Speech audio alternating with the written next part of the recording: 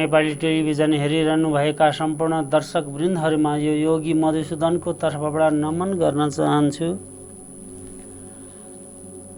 अन्तरङ्ग वृत्ति र त्यसका अनेक प्रकारका भावातीत भावहरू र त्यसमा हुने सुख दुःखको बोध र सुख दुःखको बोध अर्थात् त्यो आनन्दको बोध, त्यो सरल सहजताको बोध, त्यो संयमताको बोध आदि इत्यादि हामी चित्तका वृत्तिहरूको बारेमाथि चर्चा गर्दै आइरहेका थियौँ।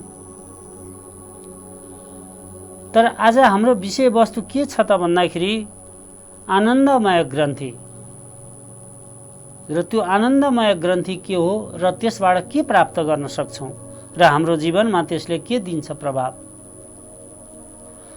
जसरी हिजो हामीले द्रष्टा दृश्य र दर्शनको बारेमा केही संक्षिप्तमा भए पनि चर्चा गरिरहेका थियौँ। तर यो आनन्दमय ग्रन्थि आजको जुन विषय छ त्यो कसरी साधना गर्ने र त्यसलाई कसरी प्राप्त गर्ने, त्यो जीवनमा अद्भुत आनन्द, त्यो मनलाई शान्ति र जीवनमा त्यो सरल सहजता आनन्द अर्थात् त्यो जीवनमा निर्माण अर्थात् त्यो ज्ञानको बोध कसरी हामी प्राप्त गर्न सक्छौँ, के हो त्यसको साधना विधि। बिना साधना यी चिज सम्भव छ, त्यतिकै ज्ञान प्रादुर्भाव हुन्छ। त यहाँहरूलाई मैले बताइसकेको छु, जबसम्म मानिसमा संकीर्ण र स्वार्थ रहन्छ तबसम्म ज्ञानको उदय हुँदैन। ज्ञानको उदय हुनलाई संकीर्ण र स्वार्थ व्यक्तिले त्याग्नु पर्दछ, त्यसलाई हटाइदिनु पर्दछ जीवनबाट। तब मात्र त्यो व्यक्ति निर्मल पवित्र शुद्ध बन्न जान्छ, तब मात्र त्यसको ती ज्ञानका ढोकाहरू खुल्ने छन् भनेर यहाँहरूलाई निवेदन गरिसकेको थिएँ। त आज यो आनन्दमय ग्रन्थि जुन हाम्रो आज्ञा चक्र र त्यो माथि शून्य चक्र छ र शून्य चक्रभन्दा अलिकता माथि बसेको त्यो आनन्दमय ग्रन्थि अथवा आनन्दमय हार्मोनलाई हामीले साधना गर्दा अर्थात् त्यहाँसम्म हाम्रो साधना प्राणवायुलाई ऊर्ध्वगमन गर्दा र त्यहाँ पुर्याउँदा हाम्रो जीवनमा के प्राप्ति हुन्छ त त्यसबारेमा आज संक्षिप्तमा भए पनि चर्चा गर्ने अठोट गरेका छौँ। र यहाँ के भन्नुहुन्छ त पतञ्जलि भने मृदु मध्याधिमात्रा तथोपि विशेष समाधिपात 23औं श्लोक। मृदु मध्य र अधिक यो के छ त भन्दाखेरि साधना र त्यो प्राणवायुलाई ती खिच्ने छोड्ने यो लय छ। जस्तो प्राणायामको कुरा गर्दाखेरि यहाँ हजुरहरूलाई मैले के बिन्ती गरिसकेको छु भन्दाखेरि शक्ति र सामर्थ्यलाई हेरेर, शक्ति र सामर्थ्यलाई नापेर, शक्ति र सामर्थ्यलाई बुझेर हामी त्यो मन्द मन्द मध्य र तीव्र गति तीव्र संवेगानाम त्यसरी हामी चयन गर्न सक्छौँ। हामी कुन मन्द गति, मध्य गति र तीव्र गति कुन गतिलाई ती हामी साधना गर्दाखेरि त्यो ती हाम्रो जीवनमा प्रभाव पर्न सक्छ र त्यसले प्रभावित गराइदिन्छ। ती चिजहरूको स्वयं व्यक्तिले निर्धारण गर्ने भएको हुनाले गर्दाखेरि प्रत्येक मानिसमाथि के छ त भन्दाखेरि योग साधनाका विधि फरक फरक भएर जान्छ।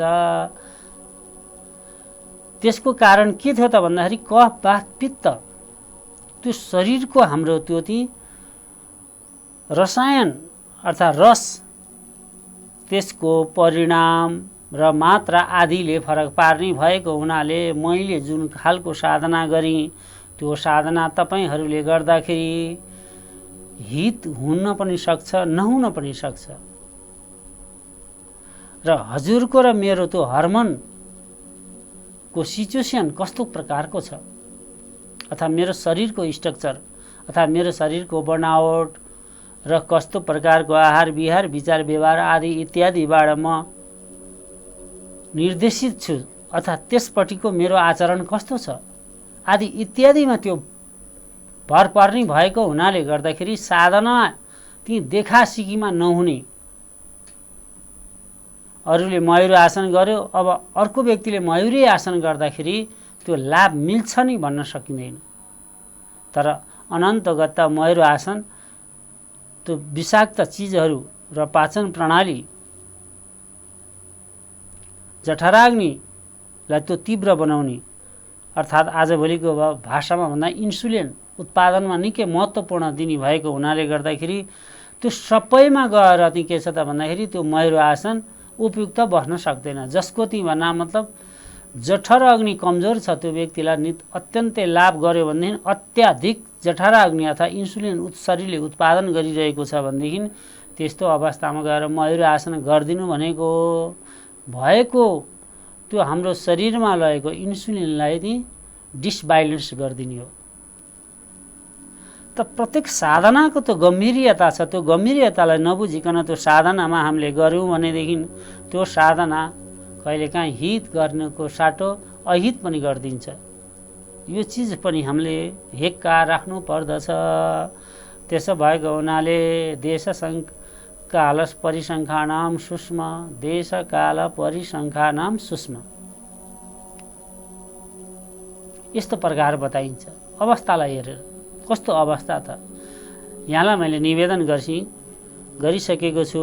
अवस्था हेरेर ती त्यसको गम्भीर्यतालाई बुझेर मात्रै अब अभिव्यक्ति दिने र त्यो सिचुएसन त्यो परिस्थितिलाई बुझ्ने, यी सबै के भित्र पर्थ्यो त भन्दाखेरि बोधभित्र पर्थ्यो। अब त्यसै गरी के भन्नुहुन्छ त, मैत्री करुणा मुदितो पक्षाणाम सुख दुःख पुण्य विषयाणाम भावना चित्त प्रसादनम। अर्थात् हामीसँग त्यो अनेक प्रकारका भावहरू छन्। कस्ता प्रकारका भावहरू छन् त भन्दाखेरि मित्रता, दया, हर्ष, उदासीनता, सुख दुःख, गुण अर्थात् पुण्य पाप आदि इत्यादि ती मनोवृत्ति हामीभित्र छन्। ती यी चिज चाहिँ के छ त भन्दाखेरि सङ्कल्प शक्ति अर्थात् हाम्रो सङ्कल्पबाट चाहिँ त्यो के छ त भन्दाखेरि त्यसलाई चाहिँ सङ्कल्पित भएर अब कहाँ जान्छ त भन्दाखेरि अन्तस्करणतिर त्यो आकर्षित भएर आउँछ र अन्तस्करणको त्यस्तै प्रकारको भाववृत्तिहरू चलिरहन्छ। त्यसैले गर्दा शुद्ध सङ्कल्प, शिव सङ्कल्प मस्तु आदि इत्यादि वेदमा भनिएको छ। पहिलो के छ त भन्दाखेरि त्यो चेतना, त्यो चैतन्य शक्ति, त्यो जुन द्रष्टा भाव अथवा साक्षी भावमा रहेको छ त्यसले पहिला एउटा के छ त भन्दाखेरि विचारको निर्माण सुरुवात त्यहाँबाट गरिदिन्छ। अब त्यसलाई मलजल गर्ने, बढाउने आदि इत्यादि कसले गर्छ त भन्दाखेरि हाम्रा वृत्तिहरूले गरिदिन्छ। र ती वृत्तिहरूमा अनेक प्रकारका भाववृत्तिहरू छन्। यो यहाँहरूलाई निवेदन गर्दै आइरहेको छु। र त्यही भाववृत्तिहरूमा जब हाम्रो त्यो हामीभित्र रहेको भाववृत्ति, मन, बुद्धि, विवेक र ज्ञान, चेतना आदि अब एकत्रित हुन्छन् अर्थात् सङ्गठित हुन्छन्, तब मात्रै अब हामीलाई कुनै कर्म गर्न बल पुर्याउँछ। यस्तो प्रकारको त्यो अदृश्य अलौकिक त्यो शक्ति छ, अर्थात् त्यो दिव्य शक्ति छ हामीभित्र। त्यसरी नै हामीहरू आज दैनिकी जीवनहरू अर्थात् परमार्थ अथवा पुरुषार्थ जति गरिरहेका छौँ यसरी तीभित्र निर्माण भएका छन्।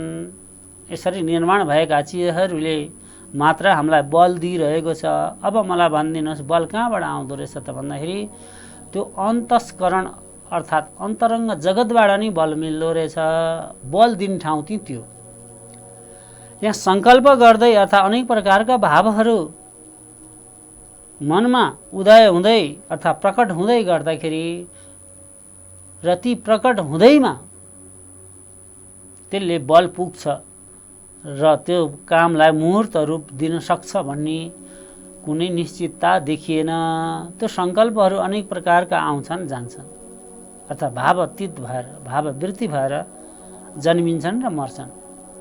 र चित्तको स्वभाव कस्तो छ त भन्दाखेरि 1 मिनेट पनि त्यो चित्त थिर हुन सक्दैन। त्यो चित्त ती थिरै हुन नसक्ने भएको हुनाले गर्दाखेरि मनलाई के भनियो त भन्दाखेरि त्यो छाडा छ, अशान्त भइरहने, असाध्य आसक्तिमा रहिरहने, काम क्रोध मदमोह मात्सर्य वृत्तिमा घुमिरहने। त्यतिर बसेर ती चिन्तन शैलीमा त्यसले प्रभाव र आकर्षित गरिदिने। यस्तो प्रकारको परिदृश्य प्रत्येक जीवहरू अथवा त्यो मानव भित्र पनि छ र त्यसैले हामीलाई निर्देशित गरिरहेको छ, त्यसैले चलाइदिइरहेको छ। जे होस् यस्तो प्रकारको अनेक प्रकारका वृत्तिहरू छन्। तर त्यो भन्दा पनि त्यहाँ ध्यान दिनुपर्ने कुराहरू के छन् त भनेर भन्दाखेरि मैत्रादिषु बलानि, मैत्री आदि संयम गर्नाले अब हामीहरूलाई चाहिँ के गरिदिन्छ त भन्दाखेरि त्यो दिव्य शक्तिको अर्थात् दिव्य बल प्राप्त हुन्छ। यो चिज पहिला हामीले बल गर्न पर्यो। हामी भित्र भएको विभिन्न प्रकारका भावहरूलाई संयमित गर्न सक्यौँ हामीले त्यो ध्यानद्वारा अर्थात् त्यो साधनाद्वारा। र यहाँसम्म भनियो कि यी चिजलाई तपाईँले शान्त गर्नलाई के गर्नुपर्छ त भन्दाखेरि मूर्ध ज्योतिषी सिद्धि दर्शनम, पतञ्जलि। बडा सुन्दर विभूतिपाद 32औं श्लोक। अब तपाईँ भित्र रहेको त्यो आज्ञा चक्रमाथि संयमित गर्ने तपाईँले त्यो बानी बसाल्नुहोस्। अब कसरी साधना गर्ने त? साधना त गर्ने कसरी गर्ने? कसरी त्यो मूर्धन्य ज्योति सिद्धि रस्तु जुन भनियो यहाँ, त्यहाँबाट चाहिँ हामीलाई सिद्धि भूत र भविष्य दुईटै अवस्थालाई चाहिँ हामी अनुमान गर्न सक्ने अर्थात् सही अनुमान गर्न सक्ने अवस्थामा पुग्छौँ। अझ यो भनौँ भविष्यवाणी गर्न सक्ने अवस्थामा पुग्छौँ अर्थात् त्यो आउने भविष्यको त्यो काललाई अहिले नै हेर्न सक्ने, त्यसको परिस्थिति अहिले नै मापन गर्न सक्ने त्यो क्षमताहरू हामी भित्र स्वतः वृद्धि हुन्छ। तर कुन अवस्थामा भन्दाखेरि चाहिँ सङ्कीर्ण र त्यो आसक्ति हटाइदिएको अवस्थामा अर्थात् सङ्कीर्ण र स्वार्थ हटाइदिएर तपाईँ शुद्ध चैतन्य रूपमा चेतनामा रहनुहुन्छ, विशुद्ध रूप। जब हामी भित्र त्यो शान्त चित्त, समाहित चित्त अर्थात् संयमता धारणा भएपछि मात्रै यी शक्ति आउनेवाला छ। नत्र यहाँ भने भरमा संयमित हुनुहोस्, ध्यान लगाउनुहोस्। ध्यान कसैले भन्दै ध्यान लगाउनुहोस्, गएर ध्यानमा बस्यो, विभिन्न प्रकारका चित्तवृत्ति कता छाडा भएर गइरहेको छ। यताबाट समातेर ल्याए यता चिप्लिन्छ, यताबाट समातेर ल्याए उता चिप्लिन्छ। यस्तो प्रकारका ध्यानका साधकहरूको अनुभव छ। ध्यानमा बस्नुहुन्छ र कयौँ मानिस मलाई भन्नुहुन्छ ध्यानमा बस्यो कि झन् तीव्र रूपले अनेक प्रकारका भावहरू त्यो सोचहरू चाहिँ विकास भइरहेको छ। किन यसो हुन्छ गुरु भनेर मलाई सोध्नुहुन्छ। त्यो चाहिँ के छ त भन्दाखेरि ठिकसँग साधनाको अर्थात् त्यो साधनाको प्रशिक्षण अर्थात् शिक्षा र सही तरिकाले गर्न नसकेको अवस्थामा चाहिँ यो अवस्था आउँछ, नत्र आउँदैन। सिधा सजिलोसँग ठक्क लाग्छ। कसरी लगाउने त भन्दाखेरि अब हामी पहिला ती पद्मासन, सिद्धासन, सुखासन, वज्रासन कुनै एक आसनमा जुन सजिलो लाग्छ त्यो आसनमा बस्ने र सिधा भएर बस्ने, सिधा राख्ने। सिधा राखिसकेपछि अब दुवै नाकका चन्द्र नाडी सूर्य नाडीलाई पूर्ण रूपले खोलिदिने र खोलिसकेपछि त्यो चाहिँ के छ त भन्दाखेरि भस्त्रिका प्राणायामको चाहिँ हल्का साधना गर्नुपर्छ। र भस्त्रिका प्राणायामको साधना गरिसकेपछि श्वास प्रश्वास समान रूपले अब चल्न थालिसकेपछि अब त्यसलाई सुषुप्न नाडीमा लिएर जानुपर्छ। सुषुप्न नाडी भनेको चाहिँ कस्तो त भन्दाखेरि त्यो चन्द्र नाडी र सूर्य नाडीलाई चाहिँ असाध्यै मन्द गतिमा लगेर सुषुप्नाबाट चाहिँ अब आज्ञा चक्रतिर ऊर्ध्वगमन प्राणवायुलाई गर्न थाल्नुहुन्छ। अब त्यो आज्ञा चक्रमा गएर ठक्कर लाग्न थाल्छ। आज्ञा चक्र जो कि यहाँ छ हाम्रो, यहाँ गएर धक्का दिन थालेपछि त्यहाँ गुदगुदी हुन थाल्छ, त्यहाँ केही सलबलाएको जस्तो हुन थाल्छ। अब त्यो सलबलाएको त्यहाँ हलचल भएपछि र एक प्रकारको गुदगुदी, एक प्रकारको आनन्द त्यहाँ प्राप्त हुन थाल्छ। त्यो आनन्द प्राप्त हुन थाल्यो। अब तपाईँलाई त्यो दिव्य आनन्दको अनुभूति आदि इत्यादि असाध्यै सरल सहज र आनन्द प्राप्त हुन थाल्यो र गरेकोमा असाध्यै मजा लाग्न थाल्यो, गरौँ जस्तो लाग्न थाल्यो र त्यो अवस्थालाई मात्रै आकर्षित गरिदिएको अवस्था मानिन्छ, नत्र अन्य अवस्था चाहिँ आकर्षित नभएको अवस्था मानिन्छ। अब त्यसैमा बसिरहँ जस्तो, घन्टौँ त्यसैमा मजासँग बसिरहँ जस्तो अवस्था जुन आउँछ त्यो चाहिँ के छ त भन्दाखेरि बल्ल सुषुप्न नाडी गएर त्यो आज्ञा चक्रमा चाहिँ धक्का दिन थाल्यो। अब त्यो अवस्था तपाईँले प्राप्त भएपछि के हुन्छ त, केही दिनको साधनापछि त्यो प्राणवायु ऊर्ध्वगमन भएर शून्यमा गएर बस्दिन्छ र शून्यमा गएर चाहिँ अब के छ भने सहस्रसारतिर अब त्यो चाहिँ आकर्षित हुन खोज्छ र त्यो आकर्षित हुनुभन्दा अगाडि ती समीपमा रहेको ती आनन्द ग्रन्थीमा ती अब त्यसले धक्का दिन थाल्छ। त्यहाँ धक्का दिन थालेपछि आनन्द रस त्यहाँबाट ती बिस्तारै रसाउन थाल्छ। त्यो ती कता आउँछ त भन्दाखेरि तलतिर आउन थाल्छ, अब हाम्रो शरीरतिर। अब त्यो तलतिर शरीरतिर आइसकेपछि त्यसले के गरिदिन्छ भने जति पनि हाम्रो शरीरमा त्यो हर्मोन अर्थात् रस डिसब्यालेन्स भएको थियो अब त्यो सबै माथिबाट ठिक गर्दै झर्छ। हेर्नुहोस् है, त्यो दिव्य त्यो उपचार पद्धति, शाश्वत उपचार पद्धति। र यहाँ कतिपय चाहिँ के भनिन्छ त भन्दा सङ्कल्प शक्तिद्वारा चाहिँ उपचार गर्ने पद्धति। यी जे भनौँ त्यो ती भित्र छ। त मानिसको त्यो उच्च मनोबल लिएर एकदम शान्त भएर उपचार गर्ने पद्धतिको बारेमा तपाईँ शान्त रहनु, सब ठिक हुन्छ भनेर जुन हौसला हामीले प्रदान गरिरहेका छौँ त्यसले पनि केही भए तापनि राहत दिइरहेको हुन्छ। तर पूर्णता यसले नदिए तापनि केही हदसम्ममा। र त्यस्तै गरी हामी कहाँ के चलन्थ्यो त भन्दाखेरि विभिन्न धूपहरूको गन्ध दिँदै, मन्त्रको उच्चारण गर्दै, पानी छ्याप्दै अथवा ढ्याङ्ग्रो आदि इत्यादि बाजाहरू बजाउँदै त्यसलाई चाहिँ सङ्गीत उपचार अथवा गन्ध उपचार, जल उपचार आदि इत्यादिको जुन प्रचलन थियो त्यो चिजको गम्भीर्यतालाई नबुझेर आज त्यो लोप हुने अवस्थामा अथवा कमजोर अवस्थामा छ। तर त्यो शाश्वत थियो, दिव्य थियो, त्यतापट्टि झन् विकास हुँदै जान पर्ने थियो। तर त्यसमा केही होइन भनेर यतातिर हामी अर्कोतिर विमुख भएको कारणले त्यो दिव्य हाम्रो उपचार पद्धतिहरू आज चाहिँ लोप हुने खतरा देखिएको छ। तर त्यो लोप हुँदैन, त्यो रहिरहन्छ। त्यसमा अझ विशिष्टीकरण, अझ त्यसलाई उचाइमा लिएर जानुपर्ने आवश्यकता छ। त त्यसरी त्यो के छ भने हाम्रै शरीरभित्र भएको त्यो शून्य चक्रमाथि रहेको त्यो आनन्द ग्रन्थि र त्यहाँबाट चाहिँ हामीले हर्मोन झार्न सकियो भनेदेखि अब हाम्रो शरीरमा रहेको हर्मोन डिसब्यालेन्स जस्तो थाइराइडहरू हुने, मधुमेहहरू रोगहरू हुने, ग्यास्ट्रिक अपच अजीर्ण हुने, शरीर अस्वस्थ हुने, गलित हुने, अनेक प्रकारका डिप्रेसन आउने, मनमा दिक्क हुने आदि इत्यादि सबै के थियो त भन्दाखेरि रसका कारणले भन्नुहुन्छ हाम्रा ऋषि महर्षि। तर आज मेडिकल साइन्सको भाषाले त्यसलाई हर्मोन भन्न थालिएको छ। जे होस्, भाषा जे भए तापनि त्यो सत्यलाई हामीले बोध गर्नुपर्ने थियो। त्यो सत्यलाई हामी बोध गरौँ। अब त्यो माथि रहेको, शून्यभन्दा माथि रहेको त्यो आनन्द ग्रन्थि चाहिँ कस्तो छ त भन्दाखेरि त्यसले हाम्रो शरीरमा चाहिँ त्यो दिव्य आनन्द प्रदान गरिदिन्छ। त्यसले चाहिँ अब माथिबाट चाहिँ अमृत पनि भनिएको छ। जस्तो त्यसको चाहिँ साधना अन्तबाट नै हुन्छ।